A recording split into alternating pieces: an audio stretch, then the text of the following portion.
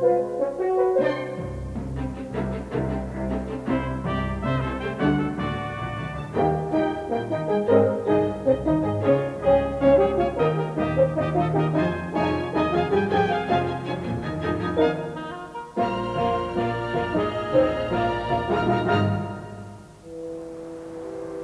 believe a leaf of grass is no less than the journey work of the stars. So wrote the American poet Walt Whitman. When the natural world and the realm of the senses conspire, our sense of wonder soars. This magical orb, this earth, this wonder of wonders, holds within its embrace some special places, pinpoints on the planet where nature reveals its true majesty.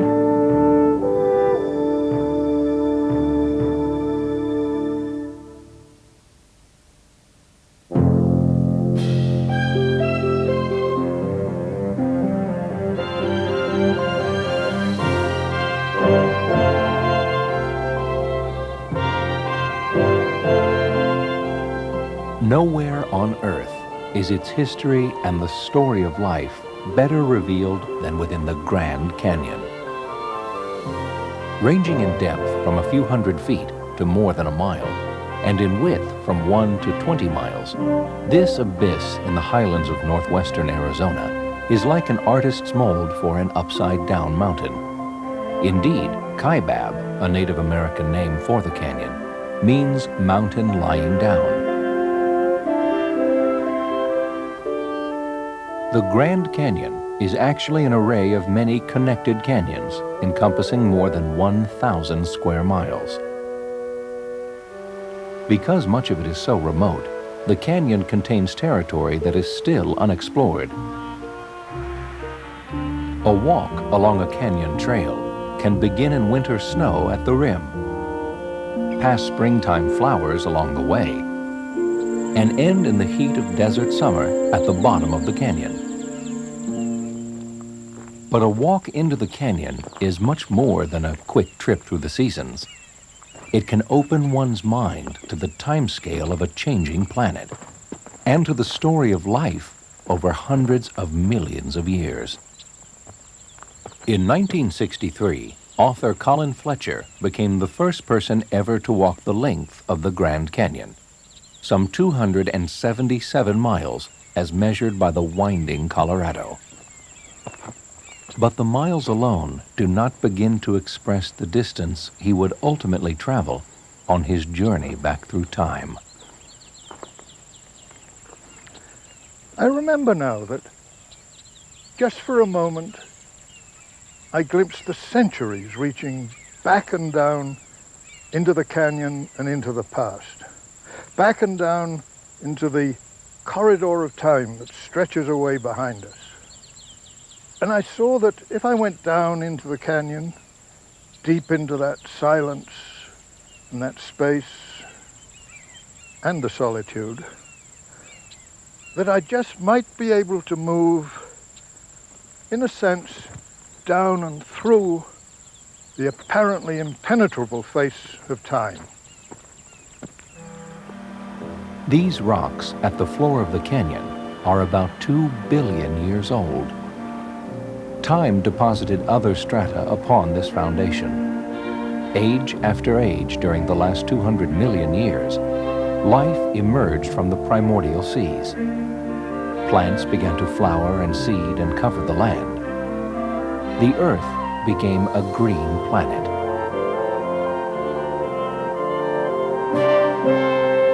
Slowly, the Colorado Plateau began to rise. Separate streams that flowed across the plateau joined forces and formed the mighty Colorado River. This great sculptor then cut and chiseled the canyon. The uplift and the river's rapid force, along with other erosive factors, eventually exposed a wonder of the world, the Grand Canyon, a chasm that enables us to see half the Earth's history. This sanctuary is the work of the river. so is this cavern. Tens of thousands of people could stand inside and still be dwarfed by its immensity.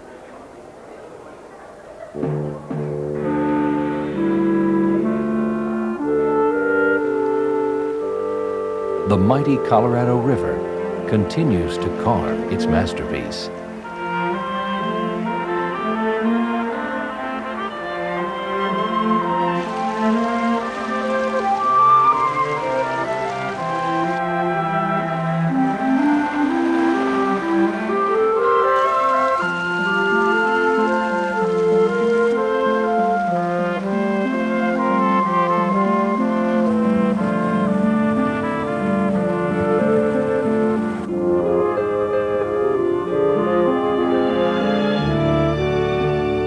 The Colorado that created the Grand Canyon was a far different river than the one that flows through the canyon today.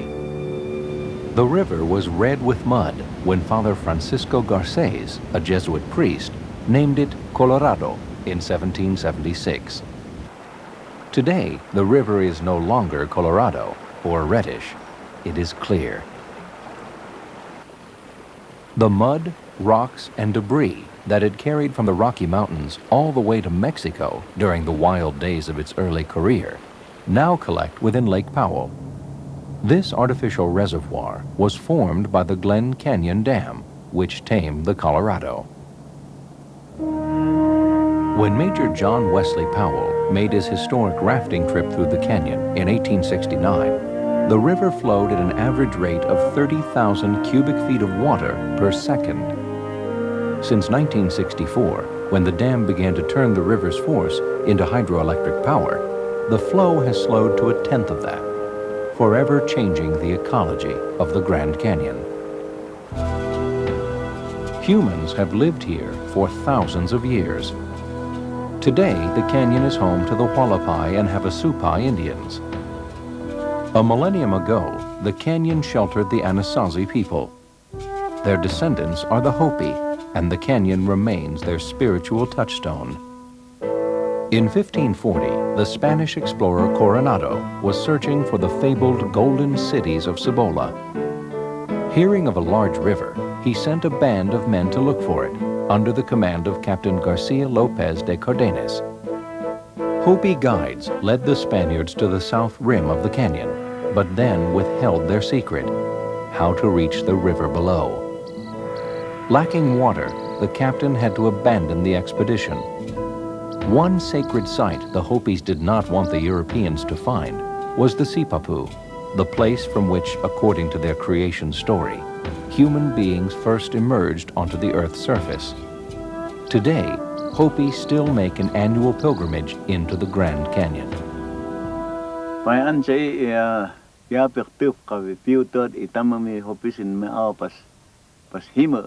This Grand Canyon is very sacred to us because the Hopi people and our kind of people all come out from here. Because we have Sipapu here. This is where we come to pray. We gather salt, colors for paint, herbs and evergreens for use in our ceremonies.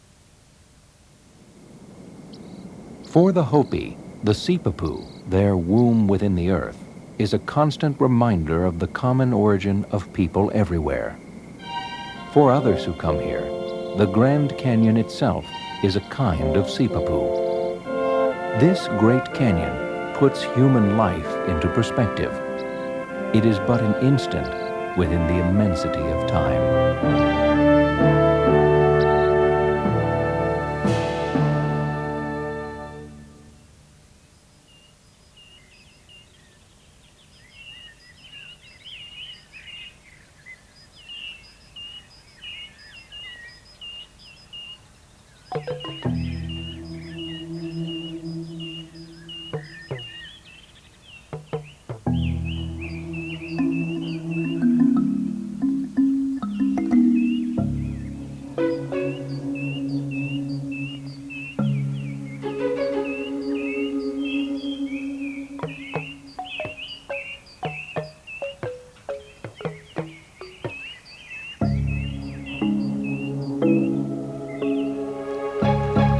This is the land of dawn, the Serengeti.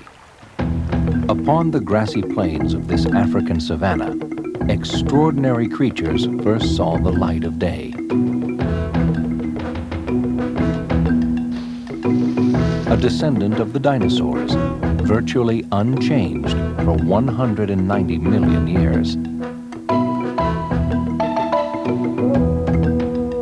A mammal that grows to a height of 18 feet.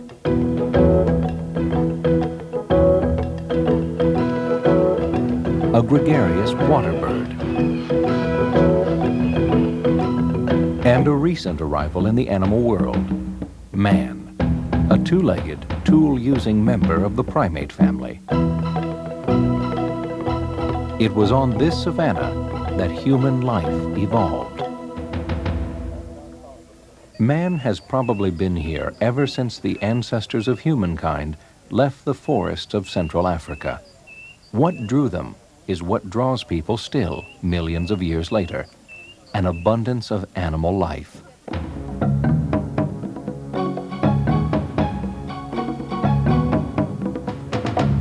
The Maasai tribe call this vast plain Serengeti, or Great Open Space.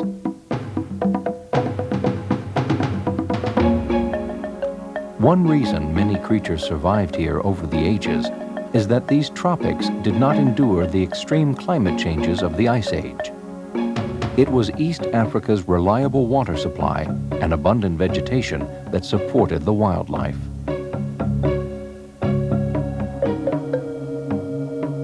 The Masai Mara, Kenya's portion of the Serengeti ecosystem, is home for almost 100 species of mammals, reptiles and amphibians, and more than 300 kinds of birds.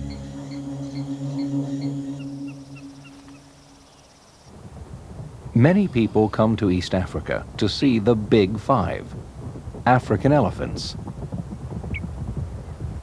black rhinoceroses,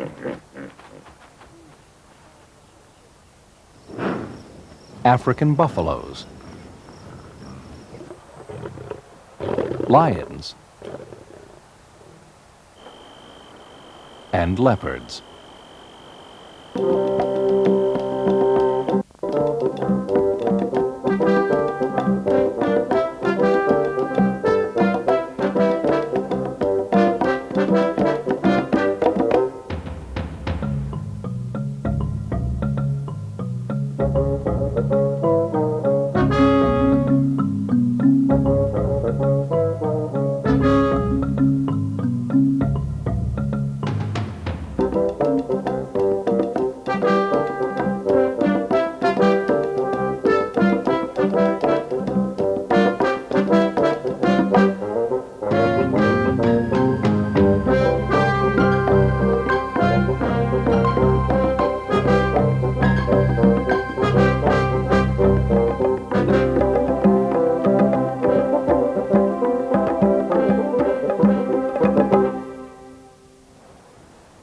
It was not like a herd of cattle or of sheep, because it was wild.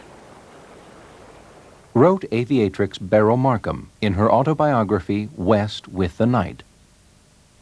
And it carried with it the stamp of wilderness and the freedom of a land still more a possession of nature than of men. To see 10,000 animals untamed and not branded with the symbols of human commerce is like scaling an unconquered mountain for the first time, or like finding a forest without roads or footpaths or the blemish of an axe.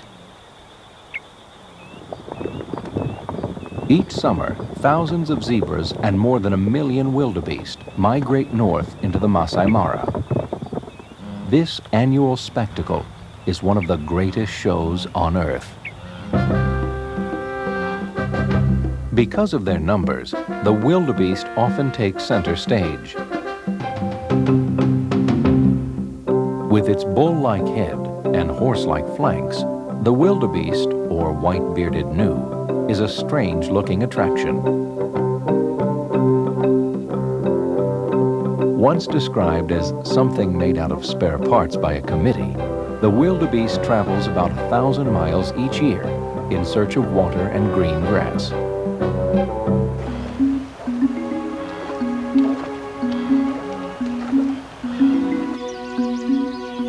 In January, when the monsoons blow in from the northeast, the wildebeest leave the Masai Mara, following rain clouds south into neighboring Tanzania.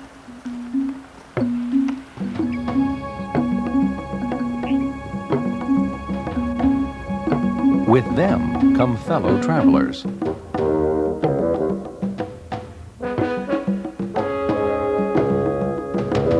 After the fellow travelers come the predators. And after the predators, scavengers.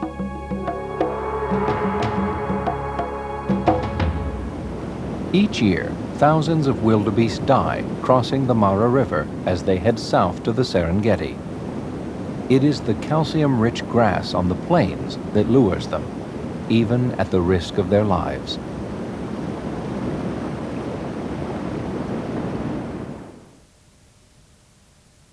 The Serengeti Plain stretches between Lake Victoria and the Crater Lake Highlands. Exactly where the animals go depends on changing conditions of weather, terrain, and food supply. Hyenas and flamingos, predator and prey alike, need water. Each animal in its own way must solve life's great riddle: how to eat without being eaten.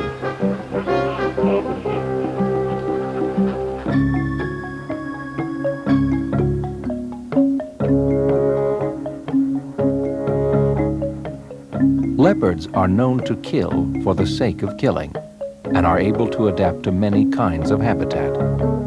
And like man, they tend to mate for life.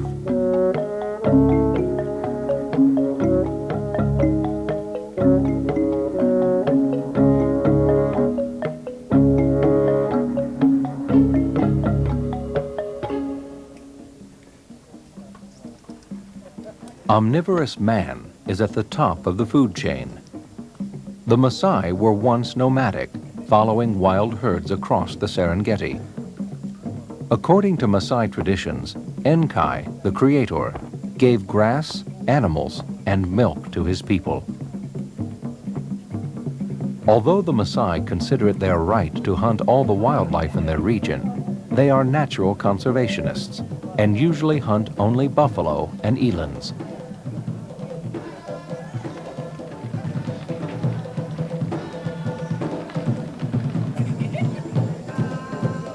The Maasai's coexistence with wild animals is part of their heritage. Unfortunately, some of the Serengeti species are threatened by poachers. Protecting the wildlife of the Serengeti will enable future generations to witness the wonder of life in this land of Genesis. To behold this great migration is to share a timeless experience unchanged since the dawn of man.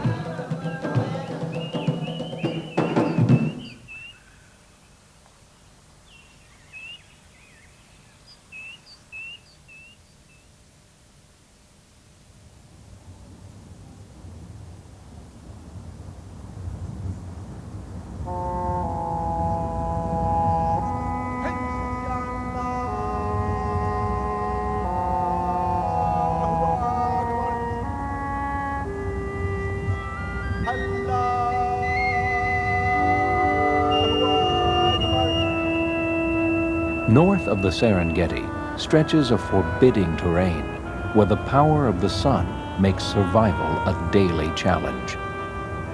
It may have been here, in the world's largest desert, that human beings first developed a sense of wonder.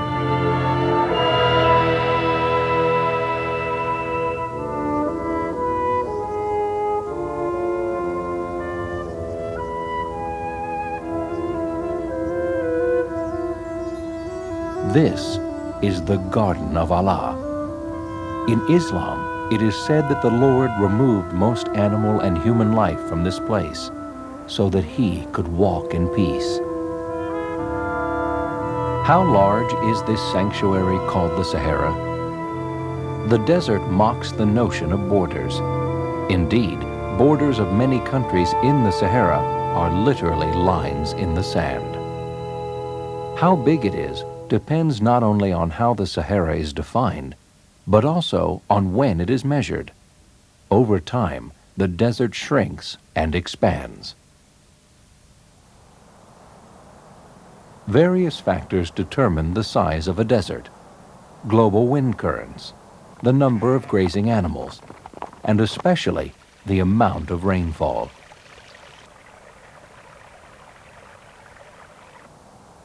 Only 1/7 of the Sahara is sand. More extensive are the gravel plains, known as regs.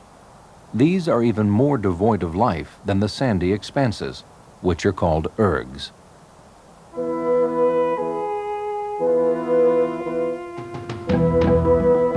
Rock carvings made by prehistoric hunters reveal that this region was once a grassy plain, with wildlife like that of the Serengeti. These images prove that vegetation was once abundant here. Around 8000 BC, this region began its slow transition into desert. Herds of wild camels made their home here. Nomadic people, perhaps the ancestors of these Tuaregs, domesticated the camel. It is an amazing beast. A camel can carry up to 1,000 pounds. It is able to survive without a drink for up to 10 months. But contrary to myth, a camel does not store water in its hump. The hump is a reserve of fat that provides energy when no food is available. Before cars conquered the continents and airplanes shrank the globe, the caravans crossing North Africa were a network of trade that connected the peoples of Africa, Asia, and Europe. Founded by Tuaregs in the 15th century, Agadez, a city in the Republic of Niger, is a center for commerce. Yet for all the comforts of city life, these people of the Vale love nothing more than the desert. To live in the bush with camels and sheep is the Tuareg way of life. We only come into the city when we need something. Agadez has seen many caravans come and go. Some journey west, 750 miles to Timbuktu, or north, 1,700 miles to the Mediterranean coast. Others travel east through the formidable Tenere Desert, carrying grain to the salt mines of Bilma. One of the secrets of survival in the Sahara is salt. It can be more precious than gold, for salt helps the body retain water. In summer, when the heat may exceed 150 degrees Fahrenheit, it is possible to lose a gallon of water a day. Taking salt and drinking water prevent dehydration beneath the fiery sun. The desert is like an ocean, although what is most abundant at sea is scarcest here. In the Sahara, dunes can tower hundreds of feet high and stretch more than 100 miles. Dunes move with the prevailing winds. Like a wave, they advance, only more slowly, perhaps a foot a day, as winds lift grains of sand up the slopes and over the crests. This vast expanse lacks features that can orient the traveler. The horizon stretches uniformly for hundreds of miles. In such terrain, a landmark is rare and valuable. A mistake can be fatal.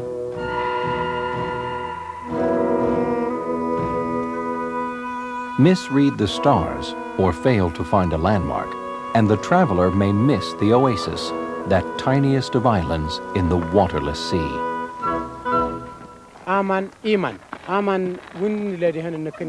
Water is life. Nothing can live without water. During the rainy season, water comes down the riverbeds, but the water is like a swamp. By digging a deep well, that will give us good water, and by drinking the water from the well, we will not get sick. At first, to the traveler's eye, the Sahara seems to offer no signs of life. From space, it looks like the surface of a lifeless planet. Yet living things do make their home here.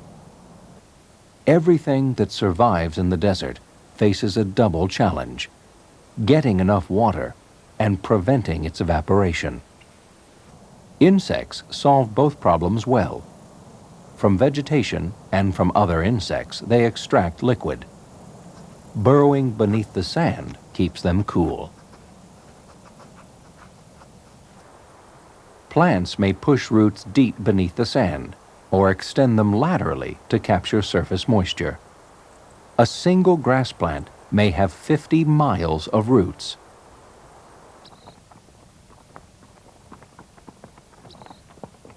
For human inhabitants of the desert, survival often depends on factors beyond their control.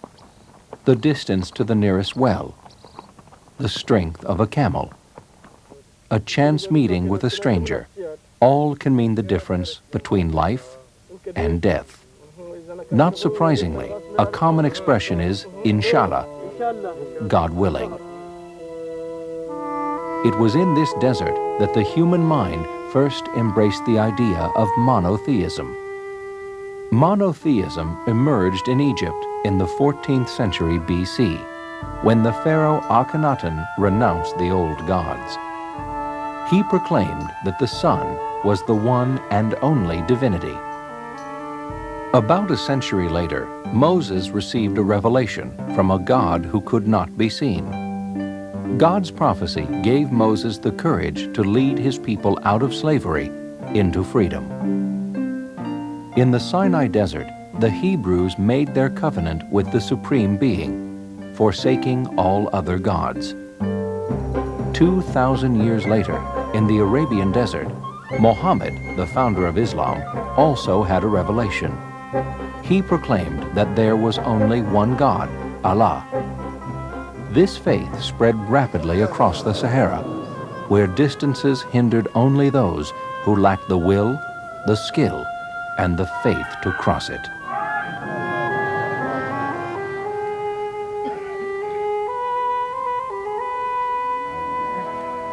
Traditionally, Muslims make a once-in-a-lifetime pilgrimage to Mecca, their sacred city in Saudi Arabia. Over the centuries, millions have crossed the Sahara en route to this holy site. If God wills it, inshallah, the travelers will reach their destination before they meet their destiny.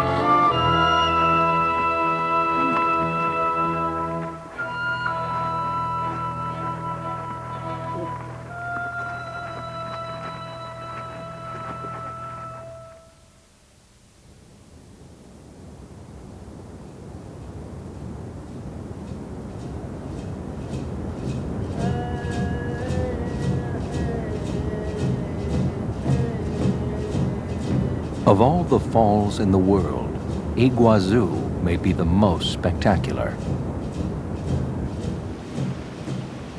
Iguazu, in the Guarani language, means great waters or much water coming down.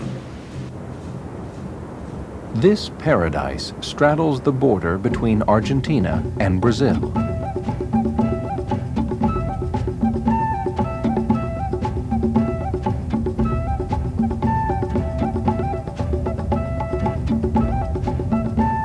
The people of this land, the Guarani, also call these falls the place where the clouds are born.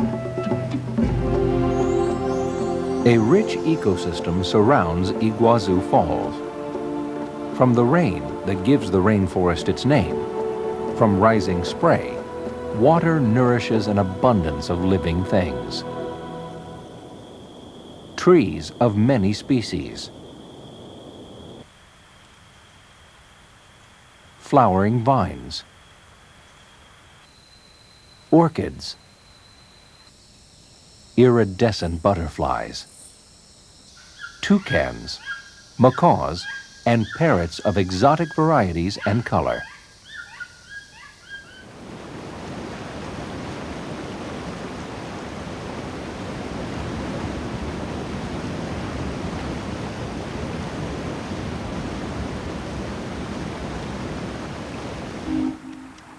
The Iguazu River originates in the Serra do Mar, a mountain range near Brazil's Atlantic coast.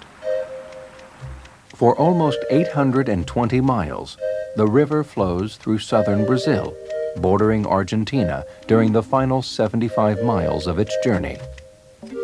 Wending its way over the stream-crossed Paraná Plateau, the Iguazu grows in volume. The soil and rock it carries from the forest floor give the river its distinctive color. Its descent is the most dramatic in South America. Most of the Iguazu plunges into a deep, narrow canyon known as Devil's Throat.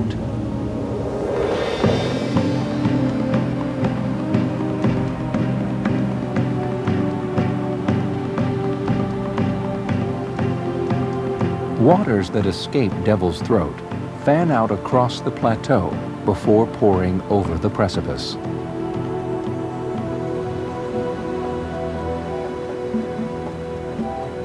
Each fall has a mesmerizing power as water crashes into an abyss of rock and mist. On a sunny day, myriad rainbows appear and vanish within the clouds. Refracted light creates this continuous dance of color.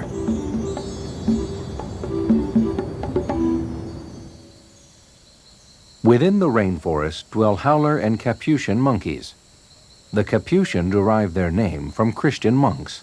In Italian, Capuchin refers to the hood that a Franciscan friar wears. Unlike their African and Asian cousins, monkeys of the New World have grasping tails. Naturalists have wondered why apes and human-like primates never evolved in the Americas.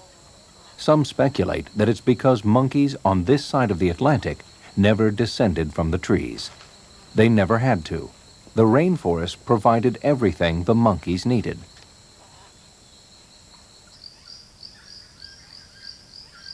Above the treetops flock the toucans. A sociable bird, they roost communally. Both male and female have beautiful plumage.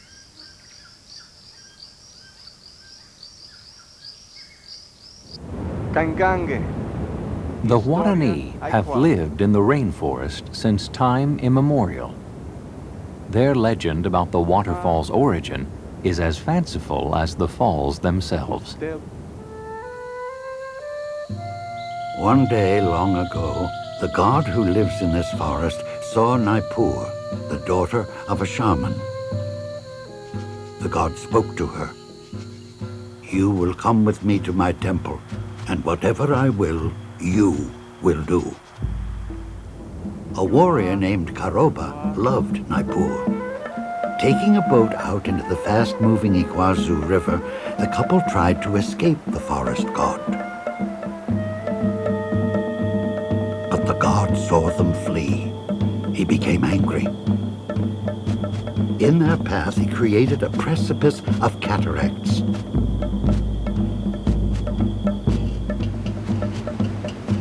Their boat plummeted over the falls.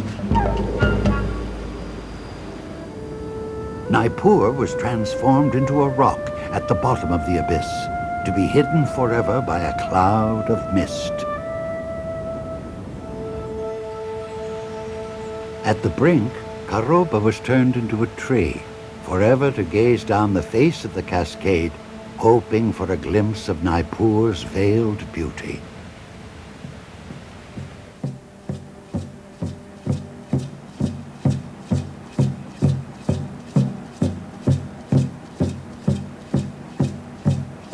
For countless generations, the Guarani have buried their dead near Iguazu Falls. It is a fitting place. The Guarani believe that each person throughout life harbors the soul of a butterfly. And this region lures swarms of butterflies, about 500 different species. One day, the Guarani, who lived on islands facing the Atlantic, spotted something strange. Ships with trees inside of them loomed on the horizon. Because the Guarani wore ornaments from the Inca Empire, The Spanish explorers believed that they had found El Dorado, a mythic land of silver and gold. Alvar Núñez Cabeza de Vaca was the first European to see Iguazu Falls and live to tell about it. Unlike most explorers of his day, who regarded indigenous people as subhuman savages, Cabeza de Vaca believed that the natives were human beings and had souls.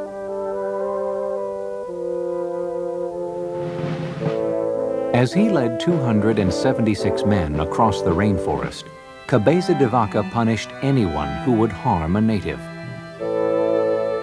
In January 1541, the Spaniards reached the Iguazu watershed.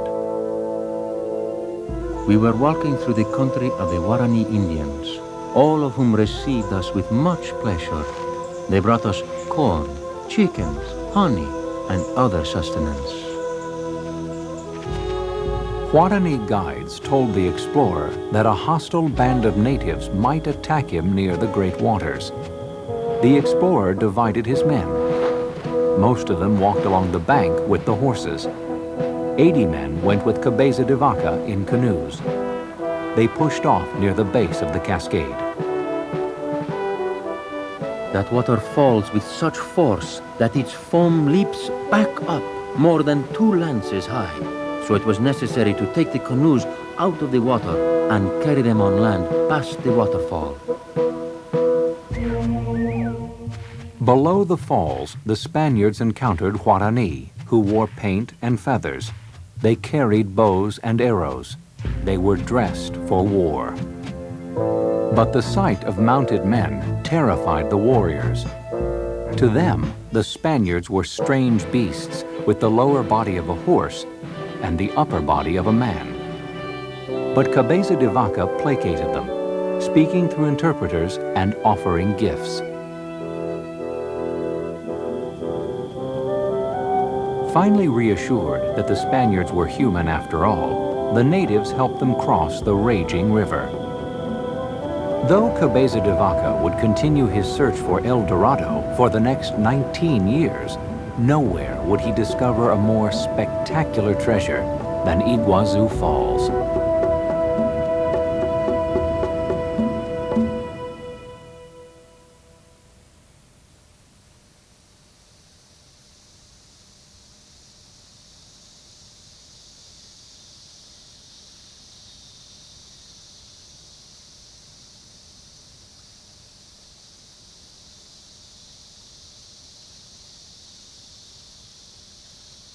There is more life per acre here than anywhere else on Earth.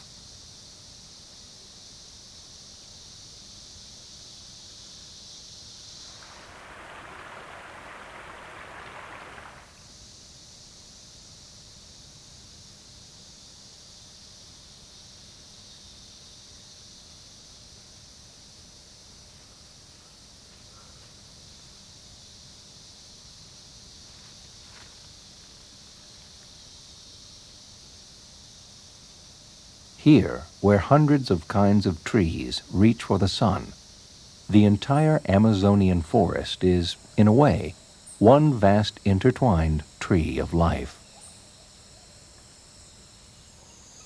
A single tree may support some 400 species of insects.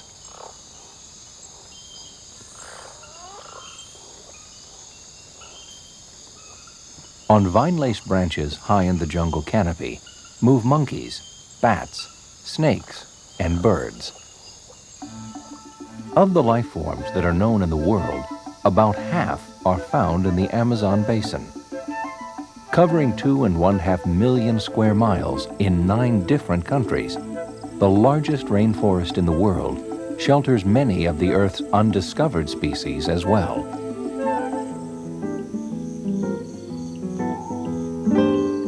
Rainforest, to the untrained eye, looks paradoxically monotonous.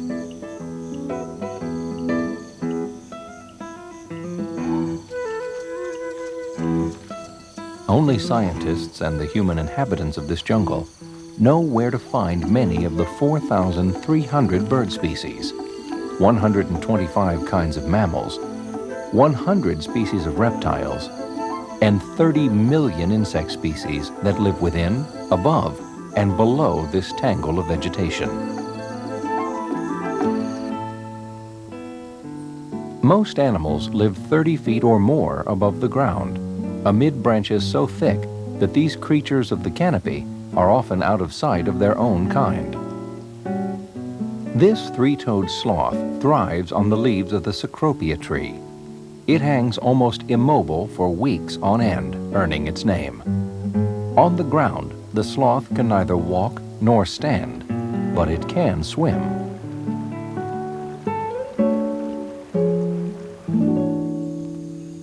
Eco Park is a 2,000-acre island in the center of the Amazon. Here, Mark van Roosmalen, a Dutchman who works for the Natural Institute for Amazon Research, provides a home for injured and confiscated monkeys. We have, at the moment, 20 species of monkeys from the Amazon. We have a very rare monkeys that are never on exhibit, like the white bacares. They are from the flooded forest. The purpose of this monkey jungle is scientific and conservational. I would like to bring endangered species to this natural habitat where they can accumulate the knowledge of the forest in order to survive.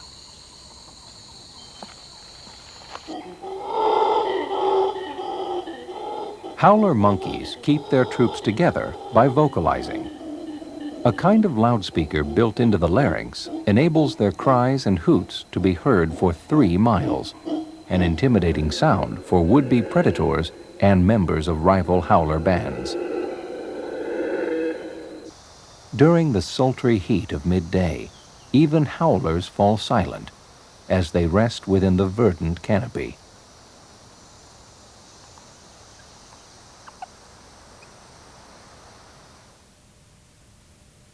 "125 million years ago, the Amazon and Africa's Niger were probably one river, flowing west into the Atlantic across Gondwanaland. Then that gigantic landmass, which contained the present-day continents of Africa, Eurasia, Australia, Antarctica, and the Americas, began to break up.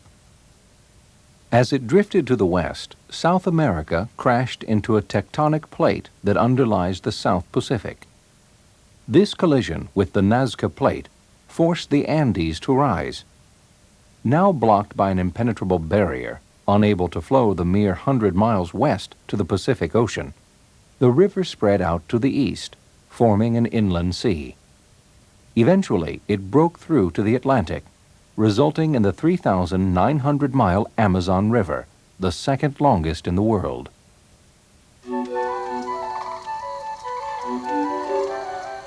There are more kinds of birds in the Amazon basin than anywhere else on the globe. Many feed on the insects that flourish in this climate. The tropics lack nature's best insecticide, cold weather. Plants protect themselves from infestation by producing potent chemicals, some of which have medicinal properties. Los ribereños de las zonas lo conocen como achiote. People along the river call the sap achote.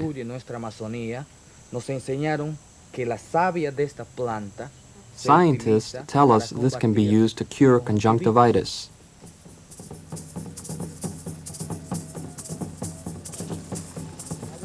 Indigenous people use plants for healing and for purposes less curative.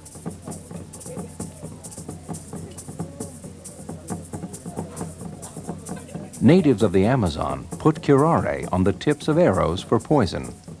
Curare slows the heart. A lethal dose stops it entirely. In modern hospitals, surgeons use a curare derivative as a muscle relaxant for heart operations. In an effort to create synthetic counterparts, scientists collect plants that indigenous people use.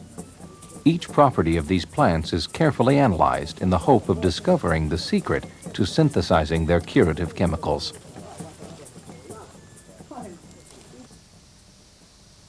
One of the paradoxes of the Amazon basin is that the ground supporting this profusion of life, 250 tons of biomass per acre, is barren, a virtual desert.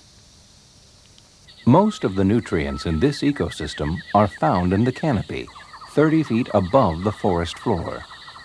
Organisms high within the branches decompose quickly in the humid heat, providing nourishment for new life. This forest is a giant organism that recycles nutrients and moisture at a rapid rate. As sunlight warms the trees, vast quantities of vapor rise from the forest canopy. Clouds gather, and torrential rain, sometimes 100 inches a year, replenishes the watershed.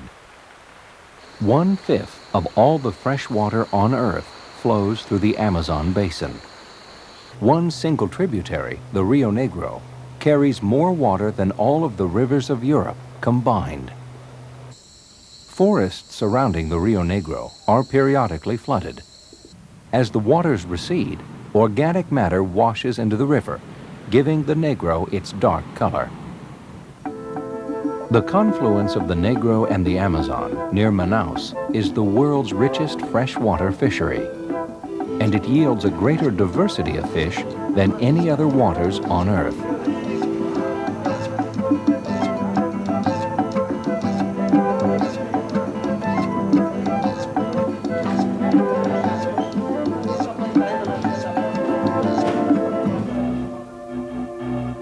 The giant pirarucu can grow 9 feet and may weigh 200 pounds. Though a fish, it behaves in some ways like a mammal. It cares for its young. Fingerlings follow their mother for up to 4 months. Having a lung as well as gills, the pirarucu rises to the surface to breathe, an easy target for the harpoon of a fisherman. Many a fisherman has lost a toe or a finger landing the omnivorous piranha.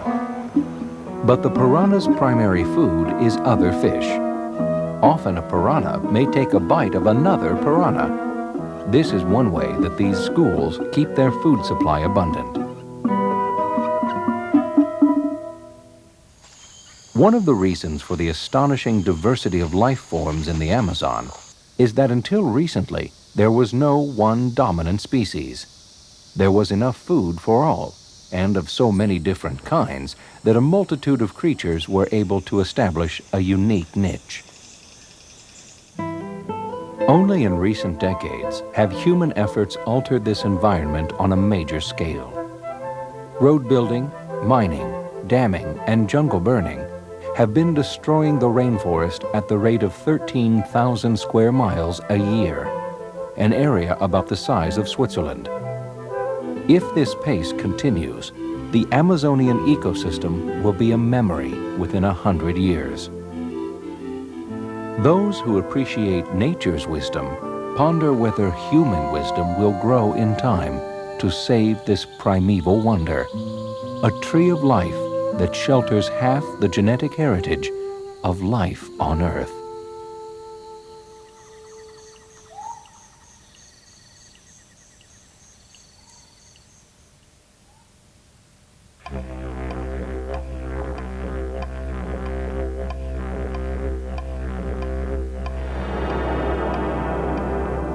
In the center of Australia, a desert, once the floor of an ancient sea, extends to the horizon.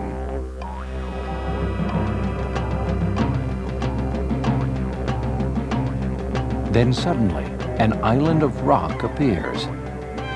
The presence of the largest monolith on Earth upon the flat Australian terrain is one of many contrasts this amazing and sacred place offers to those who behold it.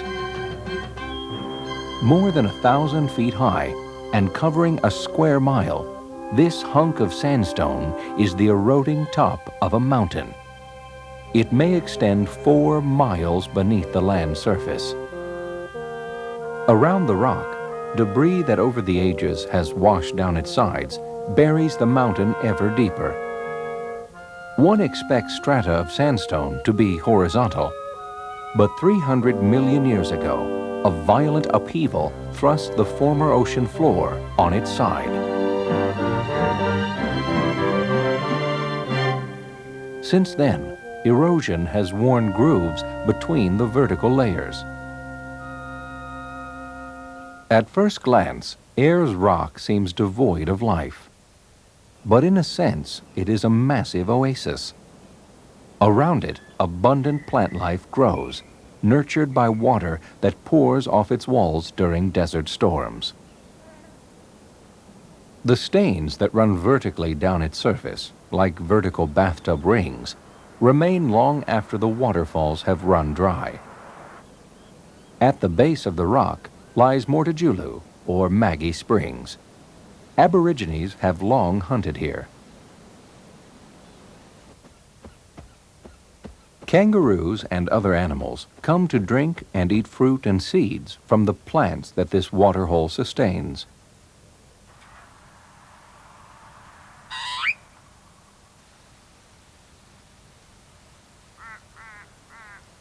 This island mountain has two names, Ayers Rock and Uluru. These names suggest two different visions of the world. A 19th century explorer, W.C. Goss, gave the rock its colonial name to honor Sir Henry Ayers, the Premier of South Australia at the time. Although Ayers never owned the rock, the name Ayers Rock brings to mind the pervasive European concept that one can possess pieces of the earth, that part of the natural world can belong to a human being.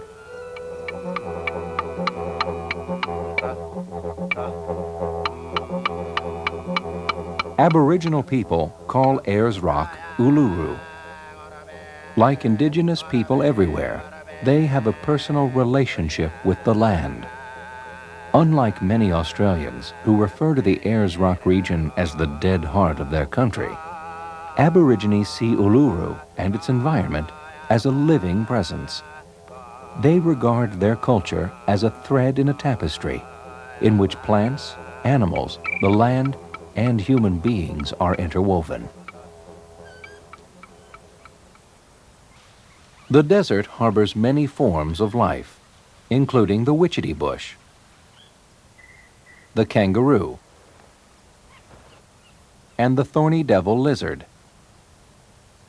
Aborigines use the roots of the witchetty bush to make spear shafts.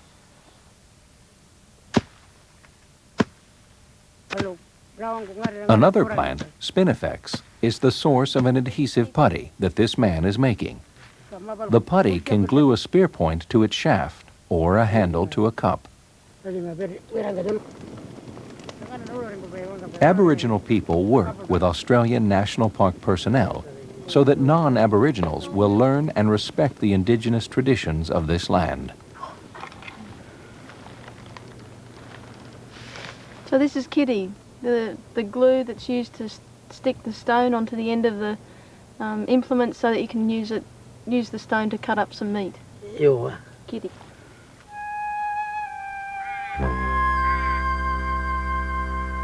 To see Uluru at different times of day is to appreciate the subtle palette of sunlight and shade.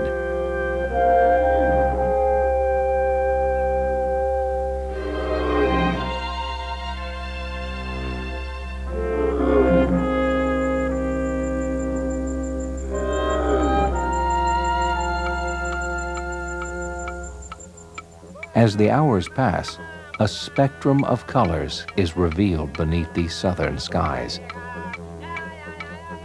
Like other landmarks in their world, Uluru reminds Aborigines of the dream time, an oral tradition that is the basis of their culture and heritage. For tens of thousands of years, Aborigines from surrounding areas have come to Uluru. Here they perform ceremonies that bring to life the birth of their world, when ancestral beings created the features of the landscape.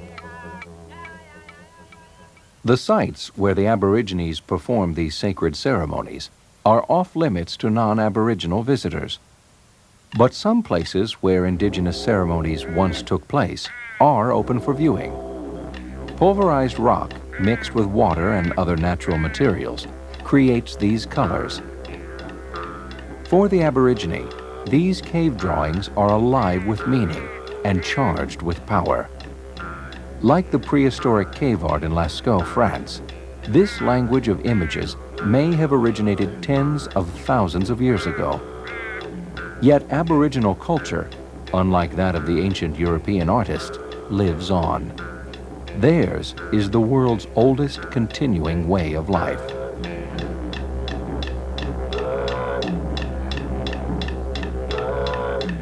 Aborigines sing of spirit ancestors, like the Hare Wallaby or Mala people, whose ceremonies are still observed at the rock.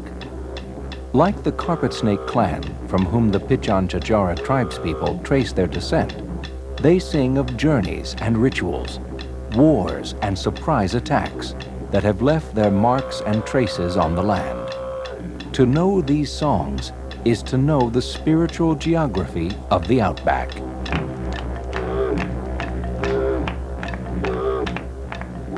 However one views the origin of the monolith, whether in the events of the Aborigines' dreamtime or in the geological upthrusting of sandstone during the Cambrian era, Uluru stands today at a crossroads between ancient ways and modern lifestyles.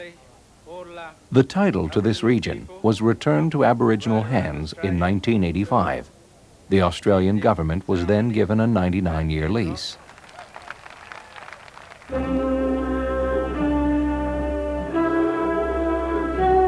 For everyone who experiences this place, Uluru or Ayers Rock is a touchstone for one's vision of nature and sense of wonderment.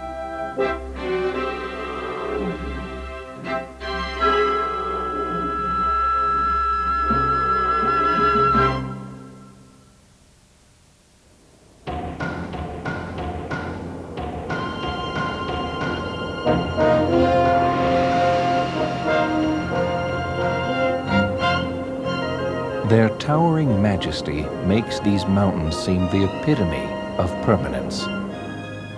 The Himalayas are a sanctuary where people can almost reach the gods, and where the gods commune with the stars. This range, which contains the tallest peaks on Earth, changes in many ways. Erosion continually wears them down. Every year, the river systems that originate in the Himalayas carry massive amounts of mountain rock, forest debris, and soil into the Indian Ocean. The Himalayas also rise.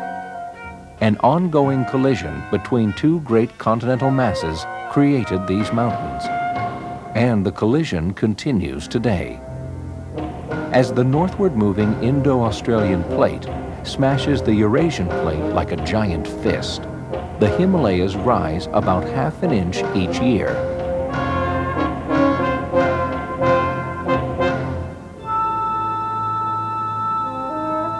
The roof of the world. That's what the ancient Persians called the Himalayas. These ranges include all of the summits on Earth that are more than 5 miles high. Mount Everest, which is 5 1/2 miles above sea level, actually touches the jet stream, which frequently blows snow off its peak.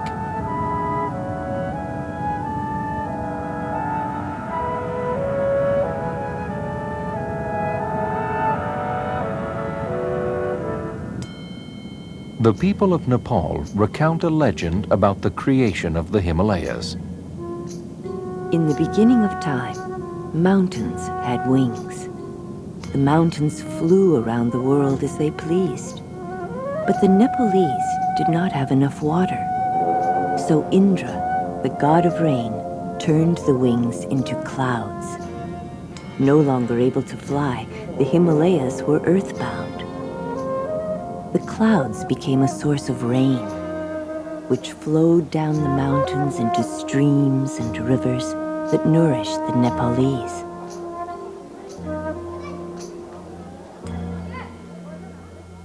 Many who live in the Himalayas believe that these mountains are the abode of sacred beings.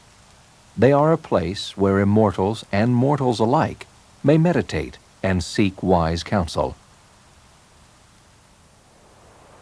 For some, the mountains themselves are divinities.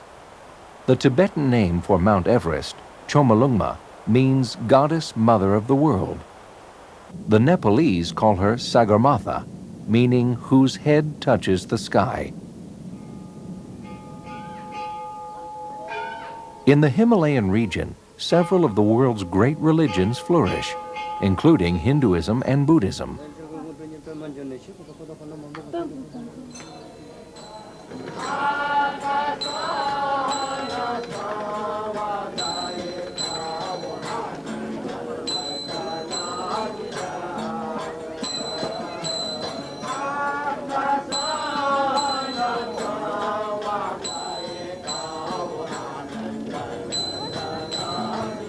In Kathmandu, Nepal's major city, the wisdom of the great religions of the Himalayas is evident. In no other city do so many temples represent so many different faiths. Religious tolerance, the recognition that each faith is a path toward the same transcendent summit, is the guiding spirit of those who live in Kathmandu. According to an ancient Sanskrit proverb, 100 divine epochs would not suffice to describe all the marvels of the Himalaya. What is it about these mountains that inspires such awe? Their transcendent heights?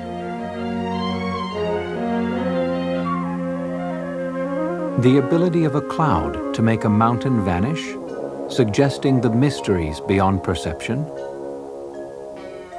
The contrast between snow and shadow, light and dark? The challenge of a mountain trail? The knowledge that in an instant a false step or an avalanche can end one's life?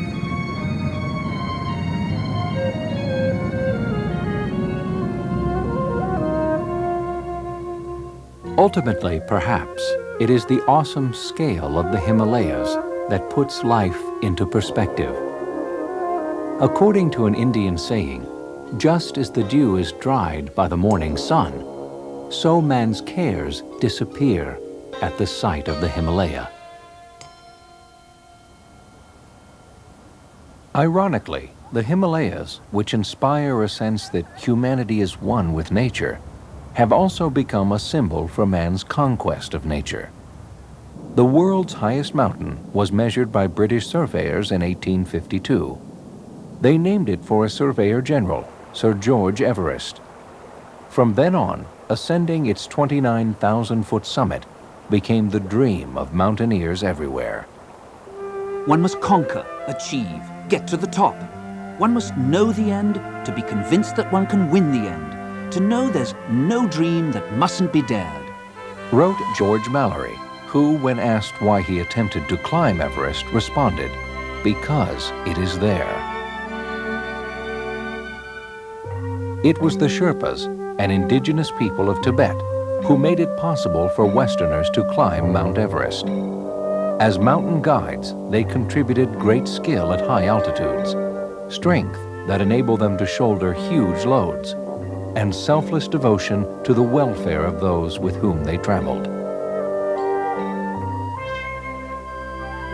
For a century, many mountaineers, Sherpas, and Westerners attempted to climb the Goddess Mother of the World. Many died in the attempt. Finally, on May 29, 1953, a New Zealander, Edmund Hillary, and a Sherpa, Norgay Tenzing, set out for the summit from their camp at 28,000 feet. It was first class going, wrote Hillary in his diary.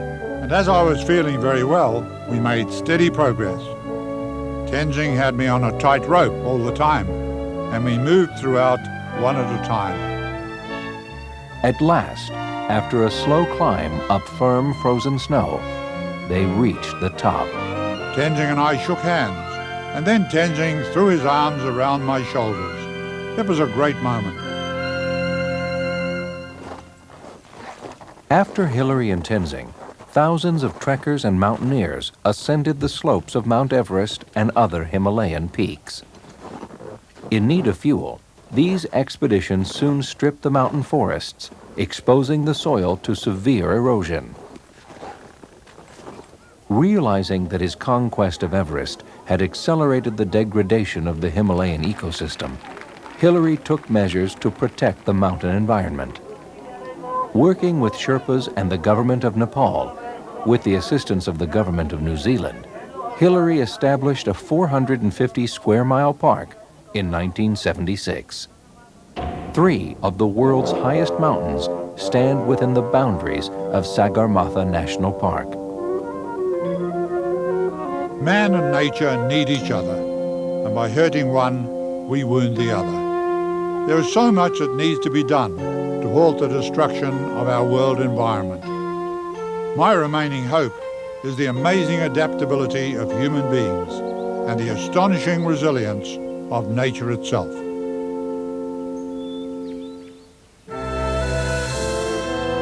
Some splendid, some austere, magnificent treasures all.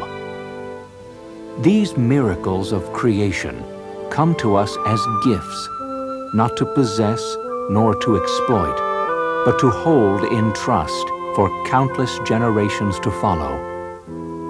May these wonders of nature inspire such awe, such wisdom as we require.